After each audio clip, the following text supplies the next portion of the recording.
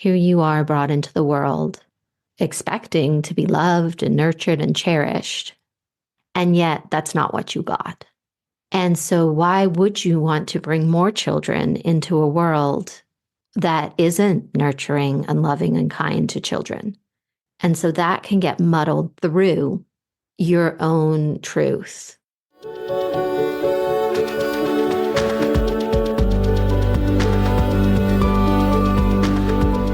We've all come here with a divine purpose, traveling on a stream of cosmic dust from the stars into our mother's wombs, born into this precious life. It is no accident that you are here, my love, on earth, in this moment, in this body. You are here longing to find your place, to align with your purpose, to embody your passions and to live into the dreams of your heart.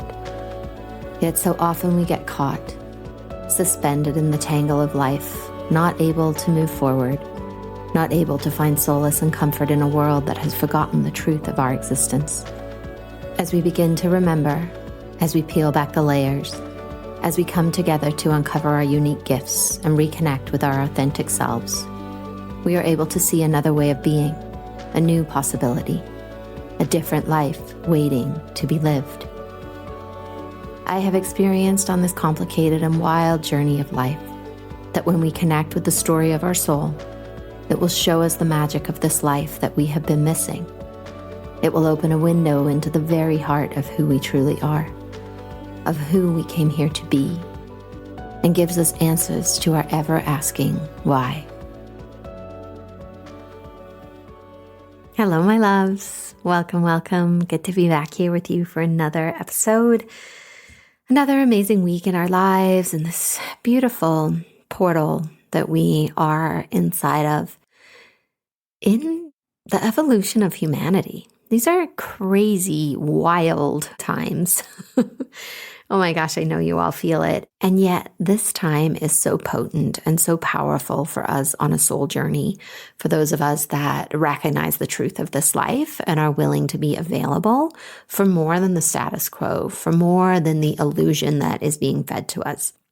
Those of us that are here in devotion to something bigger, I just want you to remember that as hard as it is right now, these are powerful times. And we are going through incredible soul growth. So I really honor you and celebrate you for being here and being willing to be available for all that is happening right now. And diving into our reading, Deanna is here with us today. And she is wondering what is happening with her business and how can she attract her ideal clients. Now, we start out in this reading, nothing related to her business. We dive straight into her inner child, which I love when Spirit brings things to us this way, right? Because we have our question, we have the thing that we want to know about, and then Spirit's like, here you go. This thing over here that you didn't even think was the thing is the thing. So I love Deanna's willingness to go there with me and to follow the flow of what was happening. And we go on a journey looking at how your inner child is still trying to protect you as an adult. And we look at how the events of your own childhood can create an aversion to children and to wanting your own kids in this life and how that plays out because of the childhood that we inhabited and the places that we lived in.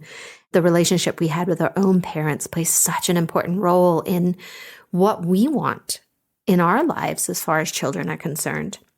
And we look at how if your upbringing is volatile, it can cause you to close off and shut down your heart space. And what this does is it does not allow divine energy to flow. So you can become blocked. And so this looking at our child, our inner child, this tender, tender part of us, allows ourselves to open up the places in ourselves that we shut down, and therefore we can have more God, more source, more creator in our life because of our willingness to open those blocks. And after we look at all of that, we circle back around to how your clients don't come from what you're doing, but rather they come as a vibrational match for who you are being. It's what you're holding in your field. that is going to create your clients. It's not what you're doing. And we look at how change itself is actually quite quick and easy, that it's our resistance to the change that is what makes it hard. So dive deep with us, my loves. Thank you for being here. I love you. Hi, Deanna. Welcome to the podcast. How can I help you today? Hi, Sarah. Today I would just love to dive into my new business, what's going on with it. Am I attracting my ideal clients? And this is just a smaller question for really the bigger answers to come through. Thank you. So the first thing I feel when we connect is anxiety. Like there's a sense of my breath is getting a little short. I feel sensation through my root chakra in that sense of like food safety shelter. Like, am I safe? So what do you know about that? That is very on point. I haven't been in this place in a long time where I'm feeling like something needs to happen now so that I can provide for myself, so I can live in my home, so that I can not just survive, but thrive. I try to always relinquish this mentality of scarcity, let's say around finances, to trust the process, that it's all on its way. But sometimes it's difficult. Like right now, I'm really tuning into like financial freedom. Yeah, it is challenging at times on this path that we've chosen because the larger part of the world does not support the spiritual path, that doesn't support our abundance from doing what we love. And so we can bump up against a lot of things as we endeavor to really live into what we came here to do when we are on this path of spiritual evolution. So as I feel into you, I sense your root chakra like connecting you to the earth. When I tune into your second chakra, your energy is spreading out rather than continuing to come up to your third chakra. And then when I look at how is spirit moving through you, channeling down through you, I see that coming partway in, but then gets blocked around your heart, like in between your throat chakra and your heart chakra. So this disconnection that's happening within your body of the flow of energy that really needs to be there in order for us to move our lives forward. So one of the reasons that our energy can come in through our root and then spread out has to do with when we were developing as children and how we had to source power, how we had to feel safe, how we got our needs met. So, how was your younger life for you? I'd say it was pretty volatile. Lots of unexpected, tumultuous times with my parents. They were just constantly in a relationship of non-stability, volatility, sporadic anger, sporadic violence. And even to a certain point at age 11, suddenly leaving my mother with my father and leaving where we were all living, and pretty much felt like starting over again in Maine, and then just sort of leaving. Like my father essentially abandoned my mother, and I was part of that. So yeah. That's a lot to live through as a small child.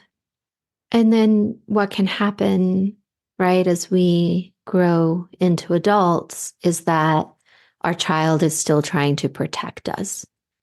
And when we feel unprotected as a child, it's hard for us to imagine that we can be supported, fully supported, right, in our being when we get older. Because that child is like, I don't know about that. It wasn't really my truth.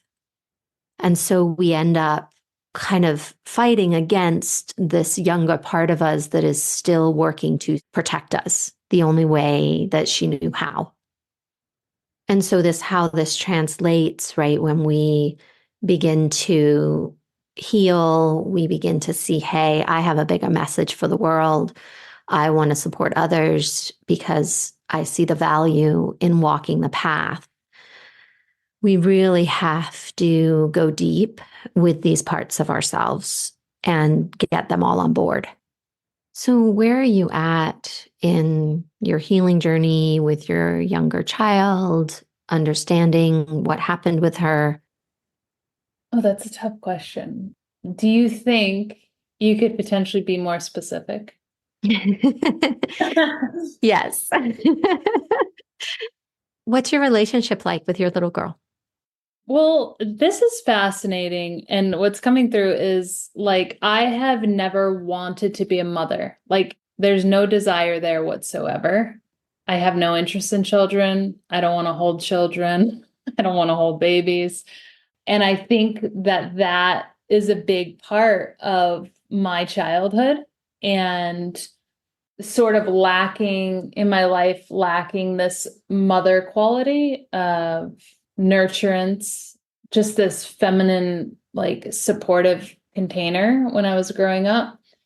So now, like the way that I nurture myself, which I would imagine is also nurturing like my childlike self, is that I am absolutely adamant that I'm going to live life on my terms. So, like, I'm not going to self-sacrifice the things that I love in order to do something that is completely misaligned from like my truth and my heart. So, meaning like every single day, I will go out in nature. If I meet somebody and have a very deep, meaningful connection with them, like I will keep being interested in that. I will not run from these things that I know are what provide me stability, nurturance, that provide me this feminine connection to myself, and even that connection to my inner child. Because going out in the woods and being curious and being in nature, dancing, traveling, teaching yoga, like all these feel like parts of my inner child. Mm-hmm. Yeah, and I admire your commitment to really doing what you would love because it can be spicy because the world is not set up for that. And so to really rally and say, hey, you're making a stand for everybody. What I notice in what you're saying, though, is the things that you are doing are external reference, or you're externally referencing yourself. So all the things that you are doing are beautiful, incredible. They fill you up, they make you feel happy. But the true journey is, who are we being inside of our doing? And there could be a lot of power for you in seeing your younger self as an actual child that you learn to nurture. What happens for you when I say that? I'm just trying to visualize what that looks like. Mhm. Do you want me to share some ideas? Yeah. So, actually imagining yourself, like getting an old photo, pulling out an old memory somewhere, and imagining, like when you're in nature, that you hold her hand and you show her the birds and you show her the beautiful river and the mountains. You bring her along as if she were your daughter. And you turn to her, you maybe read her bedtime stories, you cuddle her, you give her the love that she didn't receive. Yeah, that's definitely potent for sure. And it can feel really uncomfortable at first. Yeah. It makes so much sense though, like as you're saying this, because I always found it weird, my strong aversion to children. I think it's like a bit polarized, and this sort of makes sense of it. Mhm.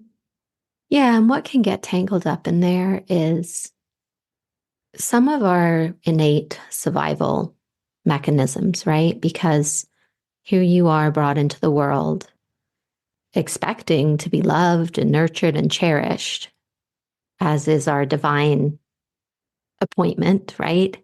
And yet that's not what you got. And so, why would you want to bring more children into a world that isn't nurturing and loving and kind to children? And so that can get muddled through your own truth. The aspect you mentioned, a sort of disconnect at the heart and throat.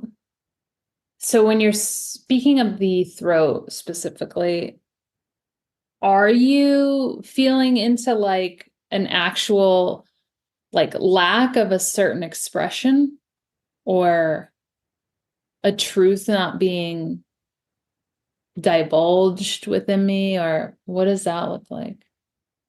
What I see is that at a young age, you just closed your heart and put it away somewhere safe out of necessity, right? You had to survive, you had to walk through the world, and having an open heart that anybody could just take a piece of wasn't in your best interest.